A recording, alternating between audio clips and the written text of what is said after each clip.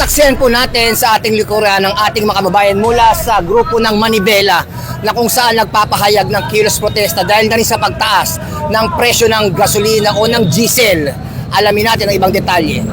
Araw na kilos protesta at ngayon pangatlong araw, ano po ang sitwasyon dito sa Mendiola sa pagsasagawa ng malayang pamamayag ng ating mga kababayan mula sa grupong Manibela, sir?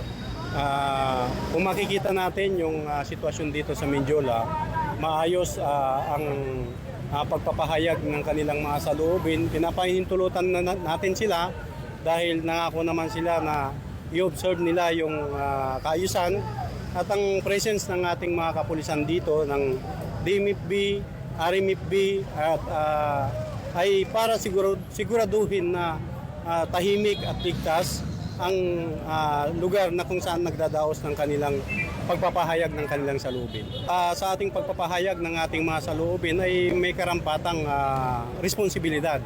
Kaya nga kapag tayo pinagbigyan o inunawa ng ating inunawa na magpahayag ng kanilang saloobin, ay dapat sundin kung ano yung nararapat at hindi lumalabag sa batas. Pinakahabilin natin sa ating mga kasamahan sa PNP na sa ating trabaho dito, napaka-importante ang pagrespeto sa karapatang pantao. Kaya ang maximum tolerance na ipinapatupad ay talagang inobserve po ng bawat isang member ng Philippine National Police na nakatalaga dito sa Mendiola. Mula po dito sa lungsod ng Maynila, Mendiola at sa kalan po ng aming Regional Director ng NCRPO, Police Major General Anthony Abirin at sa aming pong Force Commander ng RMFB NCRPO, Police Colonel Celso M. Rodriguez.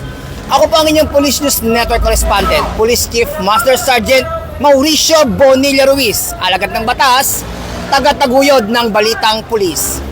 Lilingkod sa bawat Pilipino at magbibigay ng tamang impormasyon para sa tahimik at maayos na Pilipinas. Police News Network, alagad ng batas, tagapagtaguyod ng Balitang Pulis, sandigan ng mamamayan, patnubay ng katotohanan.